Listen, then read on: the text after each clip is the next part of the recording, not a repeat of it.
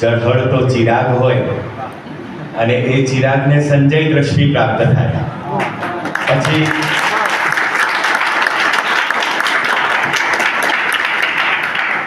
અને સંજય દ્રષ્ટિ પ્રાપ્ત થયેલા ચિરાગ એટલે ચિરાગને સંજય દ્રષ્ટિ પ્રાપ્ત થાય પછી તો આનંદ જ આનંદ હોય.